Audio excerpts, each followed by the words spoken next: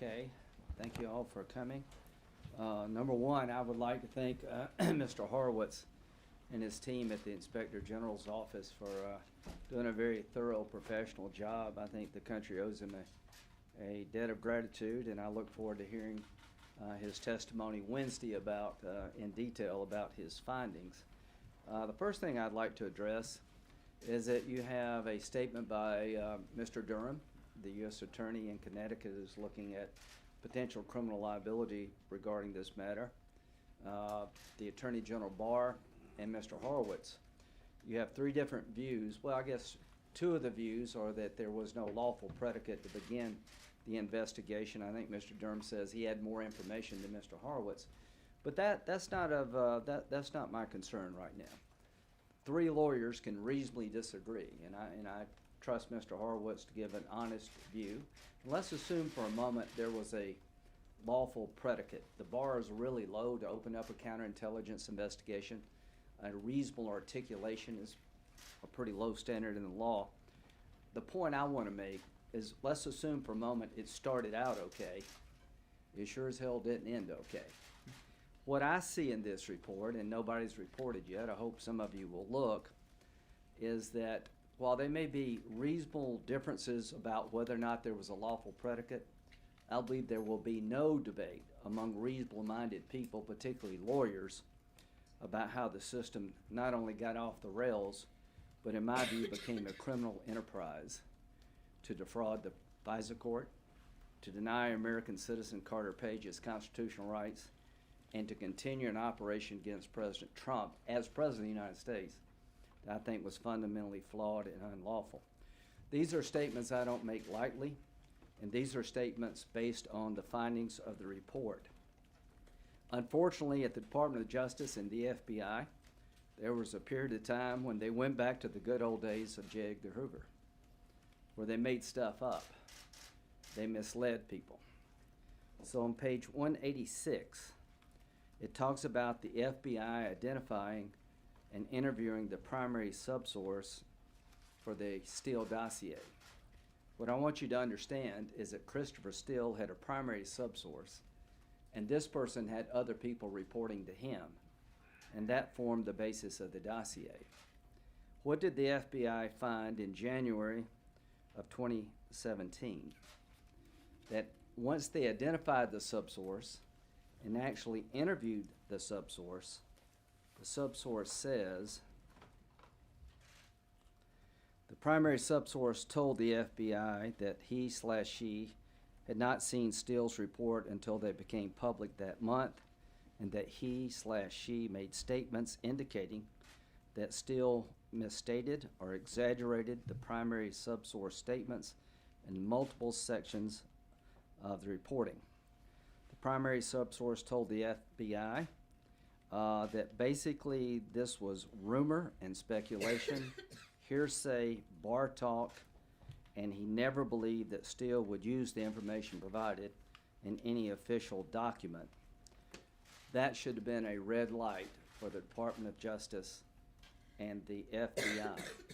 Ladies and gentlemen, in January 2015 and thereafter, the primary subsource of the Steele dossier is telling the FBI and the Department of Justice that the Russian dossier is not reliable, that it was never meant to be used as an official document. It's all hearsay, rumor, bar talk, and he specifically talks about the episode involving President Trump in sexual activity inside of Russia, and says that was all rumor and speculation, word of mouth, and hearsay.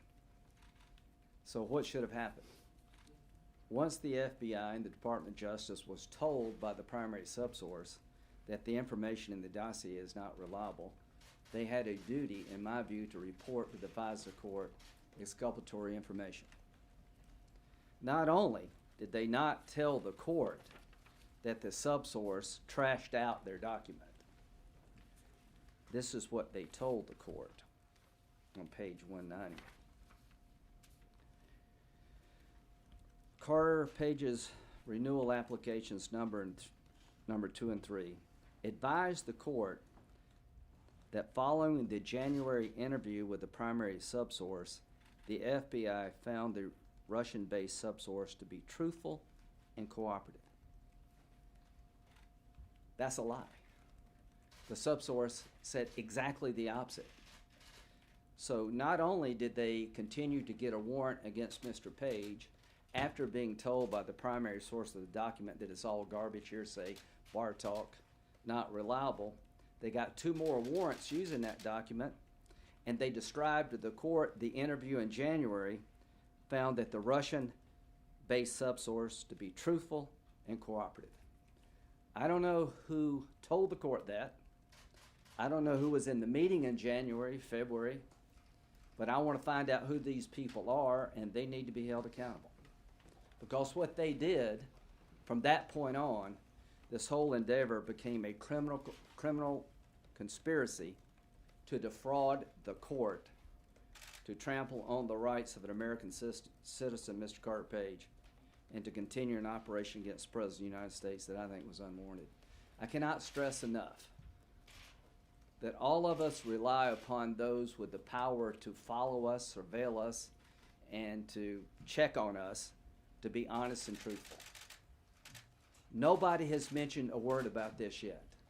That on page 186 to 190 in the Horowitz report, it describes in great detail how the FBI found out that the subsource for the Steele dossier disavowed it. And they used it 2 more times to get warrants. They never told the court, and they actually lied to the court about the interview. If that doesn't bother you, you hate Trump way too much. That should bother every American. And it gets worse. In June of 2017, one of the lawyers in the FBI who's supposed to review warrants, Kleinsmith, is told by the CIA that Carter Page is a source. What does he tell the FISA court? That he is not a source. He took the information supplied to him by the FBI and doctored an email so the court would not be aware of the fact that Carter Page was a source for the CIA. Why is that important? In building a case against Carter Page, they used the dossier. They tried to get a warrant in August and they couldn't. Somebody thought of the great idea of beginning to use the dossier to get a warrant, and it apparently worked. But here's the problem. 3 people named in the dossier as having talked to Carter Page, believed to be foreign agents. Carter Page, while being wired unknown to him, said, I don't know these 2 people.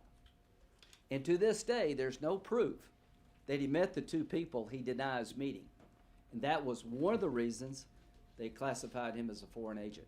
The 3rd contact was with a person known to be a foreign agent, and he told the CIA about the contact because he was their source. Why is it important that they lied to the court? If the court had known that he had a reason to be talking to this person, it would have been completely different. That's why Mr. Kleinsmith lied. Because if that fact ever got confirmed, it would change the entire predicate they set up to the court as to whether or not Carter Page was a foreign agent. You cannot surveil somebody unless you have proof they're a foreign agent. So Wednesday, we're going to have a hearing, and we're going to get the good, the bad, and the ugly. We're going to try to find a way to make sure this never happens again. And here's what I hope people in your business will do. Read the entire report, not focus on the debate as to whether or not there was a legal predicate. I'm here to tell you that doesn't drive my thinking. I will assume for the sake of argument there was a legal foundation, but what I will not tolerate is how it got off the rails and how the FBI and the Department of Justice, to continue this investigation, continually lied to the court, misled the court, manufactured evidence to hurt an American citizen and to continue an operation against the President of the United States. That should bother all of us. What is this akin to? I've been a prosecutor, I've been a defense attorney, I've been a judge. To me, this would be like getting a lab report saying that the person you're investigating, the fingerprints don't match, the DNA doesn't match, but instead of telling the court that, you say that it does. It was that obvious. The subsource, the person who prepared all the information for the dossier, told the FBI in January 2017, this is a bunch of garbage. Not only did they not stop using the garbage, they lied to the court about what the man said. Somebody needs to be held accountable for that, because the people who knew about that scenario, the people who knew that the subsource had disavowed the reliability of the dossier, should be held liable for being involved in a criminal conspiracy to defraud the FISA court. I don't know who knew, but we need to find that out. I hope Mr. Durham is looking at it. If I were Mr. Carter Page, I'd hire me a lawyer. And I'd sue the hell out of the United States. This is a sad day. This is a dangerous set of circumstances, but there are better days ahead. Mr. Horowitz has identified the problem. It is up to us to fix it.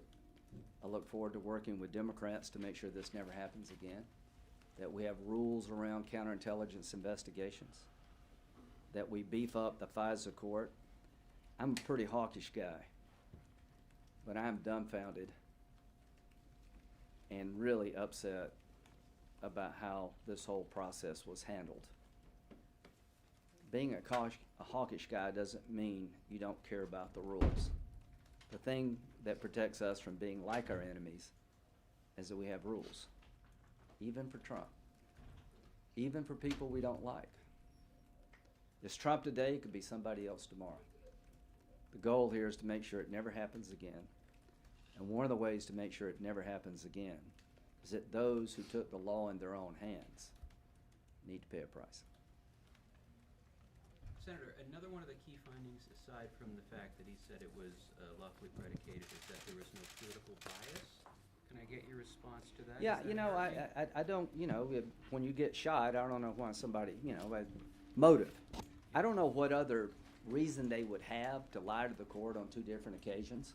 Why would you keep the investigation going when you had every reason to believe it was no longer legitimate? What were they thinking when the subsource told them, all this stuff, none of it's accurate, it's all hearsay and bar talk and speculation. None of it is reliable. What would make people continue to want to get a warrant? You'll have to talk to them, but I'm not going to accept that politics is not part of it, given what we know about the people in charge. We know that Strzok and Page hated Trump's guts. But it doesn't matter to me why they did it as much as the fact they did it. And I don't know how anybody can conclude there was no political bias here, given what these people say. Mr. Kleinsmith's email, he says, "Viva la resistance." So the man at the department, at the FBI, who lied to the court about Carter Page's association with the CIA, is known to say "Viva la resistance." You can have your political opinions all day long, you just can't act on them. And here's what I would say. There was 1 million stop signs. There were numerous stop signs that were run. They seemed to want to get an outcome. Why did they want it so badly? What drove them so much to lie and to turn the process upside down? I don't think it's much of a stretch to say that their biases did come into play, but that's not important to me as much as making sure we know what happened and it never happens again. Do you then plan on trying to press Horowitz at the hearing on Wednesday? So- Because he came to this conclusion and you apparently just don't agree. Yeah, but it doesn't matter where I agree. I don't know why they didn't tell the court about the subsource's statement in January. Any normal system would have stopped. When you're told that the person who helped prepare the document will not verify it, disavows it, then I think all of us would say you need to slow down and figure out what's going on here. Not only did they not slow down, they falsified the results of the interview to the court to make it look like he actually was truthful when they know he wasn't. So I don't know what made them do this, and I don't want to get into speculating. I'm just saying the facts are clear, the motives maybe not, but it's not much of a stretch to me to think that these people, when it came to Trump, were out to get him, but that doesn't matter to me. Senator, you looked at the dossier with John McCain. You recommended that he take it to the FBI. This is really a good question. To have the FBI look at it. Yeah. So it sounds like you're okay with the fact that they did investigate. I'm but you perfectly okay with counterintelligence investigations of any of us. Like Dianne Feinstein, she had an employee that worked there for years, and they found out that he was associated with the Chinese intelligence service. That could happen to anybody in this building on campaigns. Carter Page and Papadopoulos, let's put it this way, they were not senior leaders of the campaign. I don't know if Trump knew either one of them. They were volunteers. I could see where somebody volunteering for my campaign, vouched for by somebody I don't know, this could happen to all of us. So my beef is not that they looked.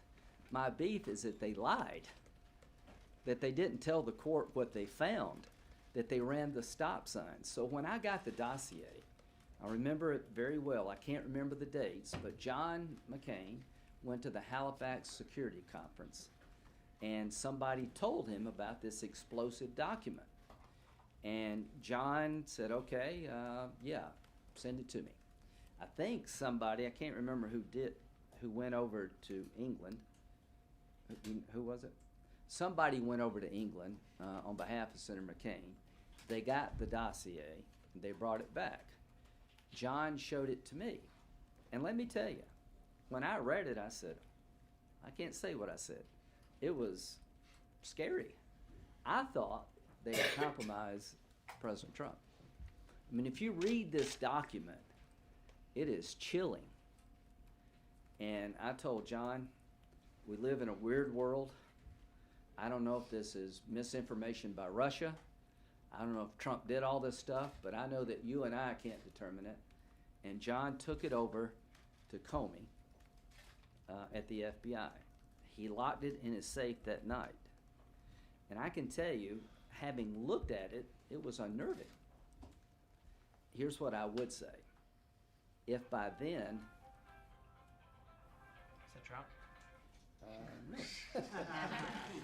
If by December 2017, you had numerous reports that Steele was out to get Trump, that things weren't on the up and up, that you use it without verifying it, I don't fault anybody for looking into allegations like this. I do fault them for lying and misrepresenting to the court. And just put yourself in Carter Page's position. Whatever you think about Carter Page, I don't think he's James Bond. You know, they put this guy through hell. And there are other people that's probably spent thousands of dollars on legal fees, I think at a time when the investigation should have stopped. Thank you all very much. See you Wednesday.